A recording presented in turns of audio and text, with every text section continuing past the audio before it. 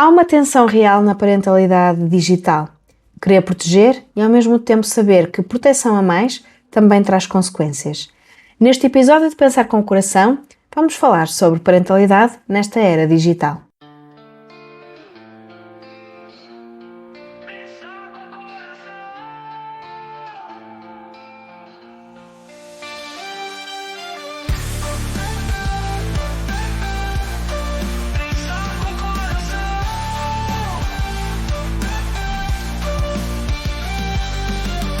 Bem-vindo e bem-vinda ao podcast Pensar com o Coração.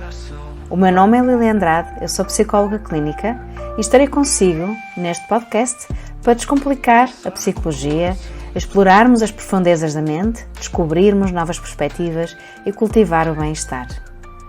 Vamos a isso? Hoje, o episódio de Pensar com o Coração é sobre parentalidade. Não é só para pais, é também para quem trabalha com famílias, com crianças e com adolescentes. E o tema de hoje, é aquele que levanta aqui uma questão muito importante. O que é que significa ser pai ou mãe na era digital? E mais especificamente, quando é que proteger se torna controlar e quando é que confiar se torna negligenciar? Então, neste episódio vamos ter ferramentas práticas, não trago como objetivo trazer receitas prontas e também trago o convite à reflexão. Certamente já ouvimos situações de pessoas a partilharem: eu sei a password do Instagram da minha filha, leio as mensagens dela, mas ela não sabe que eu faço isso. Eu faço isto para a proteger. E percebemos que esta pessoa ama a filha profundamente. Mas vamos olhar mais detalhadamente para esta ação. A questão não passa por se os pais devem ou não estar presentes na vida digital dos filhos, porque devem, e a investigação é clara nisso. Num estudo que analisou mais de 140 estudos sobre parentalidade digital, concluiu que o envolvimento parental é um dos fatores mais protetores para os jovens online. Só que há uma diferença entre o estar presente e o espiar, entre acompanhar e controlar, entre orientar e vigiar. E é essa diferença que nós vamos explorar hoje. A maior parte dos pais e das mães não querem controlar, quer proteger. E o problema é que às vezes as ferramentas que usamos, que nos dão para proteger, produzem exatamente o contrário daquilo que nós queremos. E o que é que então nós encontramos aqui na ciência? Houve aqui uma revisão sistemática que analisou 40 estudos sobre ferramentas de controle parental e que traz aqui alguns resultados que devemos olhar para eles. O que é que eles encontraram? Encontraram que os controles parentais têm resultados mistos. Alguns estudos mostram benefícios, portanto, menos exposição a conteúdo pornográfico, menos cyberbullying, melhor gestão do tempo de ecrã. Mas outros estudos mostram o oposto. Crianças que se tornam mais dependentes com menos competências digitais, menos autonomia.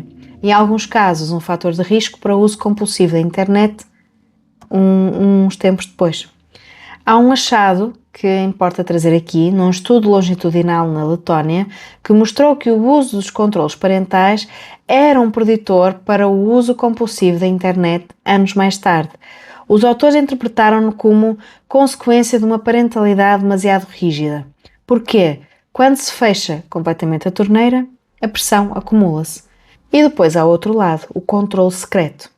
Um estudo publicado em Developmental Psychology concluiu que a invasão da privacidade parental prevê de facto uma redução do conhecimento parental. Ou seja, quando os pais espiam, os filhos respondem partilhando menos, não mais.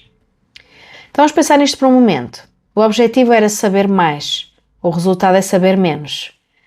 Porquê? Porque o filho percebe e os adolescentes percebem quase sempre e fecham-se.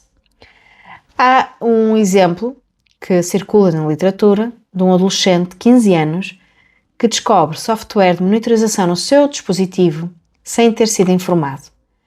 E a resposta não é de gratidão pela proteção, mas é de traição e raiva. A clandestinidade da vigilância comunica "não confio em ti", de uma forma mais poderosa do que qualquer intenção declarada de garantir segurança. A mensagem que chega não é "preocupo-me contigo", é "não acredito em ti", não sendo esta muitas vezes a questão de base dos pais, mas é aquilo que os miúdos entendem. Isto tem peso significativo. E olhando aqui para a psicologia do desenvolvimento, é importante lembrar que a adolescência existe para preparar essa autonomia. Então, não é uma fase que os pais têm que aguentar, é uma fase que têm que acompanhar, é uma fase de oportunidades. É uma fase exigente, claro que sim, mas é uma fase de oportunidades. E a tarefa desenvolvimental central na adolescência é construir identidade, aprender a tomar decisões e gradualmente aprender a separar-se dos pais de uma forma saudável. Isto implica errar, implica ter privacidade, implica fazer escolhas que os pais não fariam. A investigação mostra que a parentalidade de suporte à autonomia está fortemente associada a uma comunicação mais aberta e que os adolescentes que não sentem que os pais apoiam a sua autonomia reportam mais expectativas mais negativas das conversas com os pais sobre as experiências online. O que é que isto significa em linguagem simples? Quando um filho sente que os pais confiam nele, fala mais. Quando sente que está a ser controlado, fecha-se. E um pai que não sabe o que se passa na vida do filho não está a protegê-lo, está a ter uma ilusão de proteção. A autonomia progressiva não significa largar, significa soltar gradualmente, como quando ensinamos uma criança a andar de bicicleta. Há um momento em que temos que largar o selim. Se nós não largarmos, nunca, ela nunca aprende. Se largarmos de repente numa descida, ela cai. Então a arte de tudo isto está no quando e no como. Vamos falar então sobre a confiança de uma forma que talvez possa ser um bocadinho diferente. A confiança não é ingenuidade, não é fechar os olhos e esperar que corra tudo bem. A confiança é uma ferramenta educativa ativa. Quando eu digo ao meu filho, até aos 15 anos eu tenho acesso às tuas contas e vou verificar ocasionalmente, não porque não confio em ti, mas porque é parte do meu papel ajudar-te a navegar isto com segurança até estares pronto para fazer sozinho, eu estou a fazer algo radicalmente diferente de instalar um software de monitorização em segredo. A diferença psicológica é fundamental. Existem limites estabelecidos de forma transparente, colaborativa e têm um impacto mais positivo. Um diz, estamos juntos nisto. O outro diz, estás sob vigilância. Uma constrói relação e a outra corrói. Há aqui uma metáfora que pode ser muito interessante, que é de compararmos o espaço online ao de uma piscina.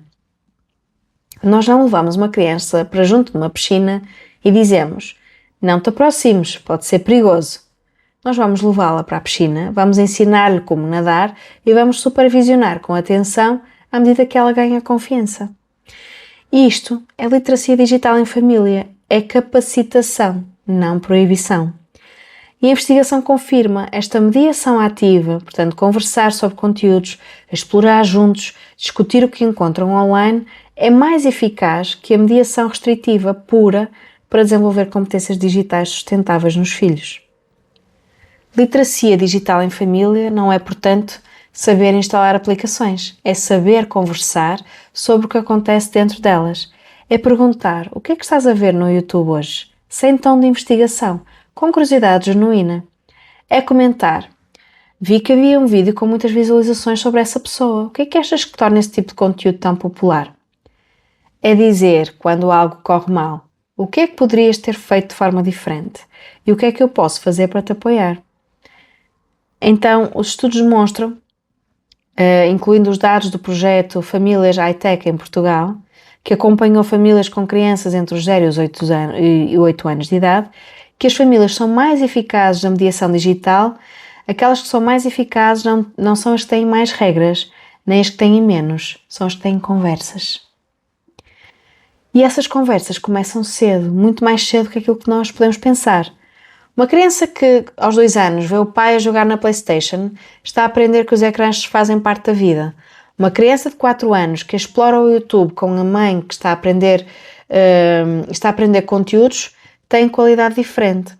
Uma criança de 8 anos que participa na definição de regras de tempo de ecrã em casa está a aprender que tem aqui poder sobre a sua vida digital.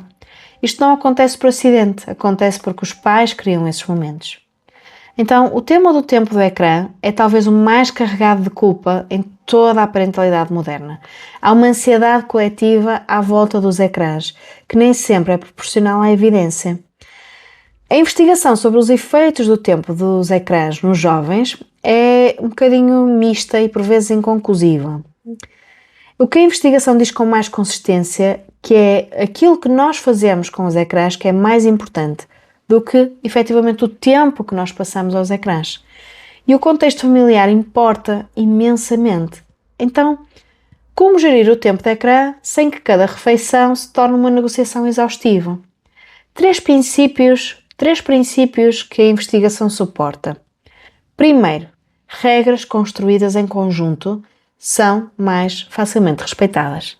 Um estudo com famílias coreanas e americanas mostrou que as configurações técnicas eram mais eficazes quando a família as definia em conjunto, porque as crianças seguiam as regras que tinham ajudado a criar. Não é manipulação, é dar-lhes algum poder. Segundo, consistência vale mais do que rigidez. O que funciona não é ter regras absolutas e implacáveis, mas ter regras claras, consistentes e aplicadas com explicação.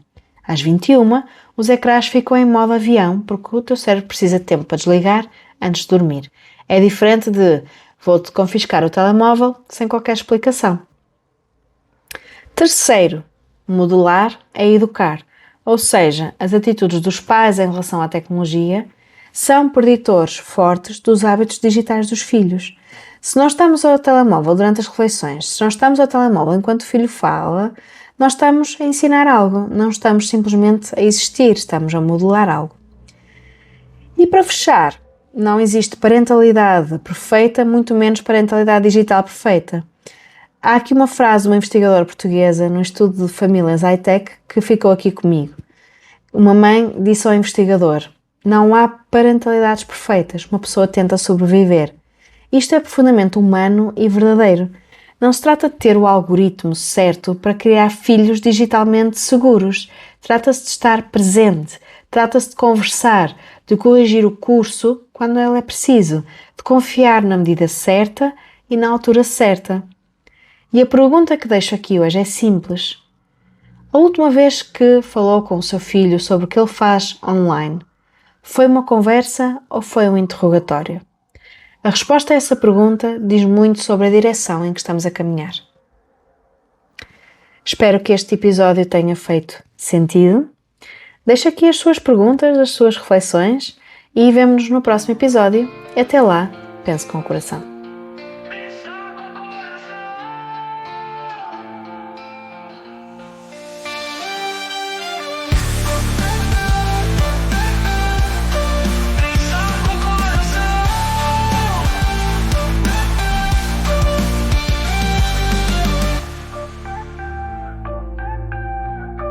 Pensar com o coração.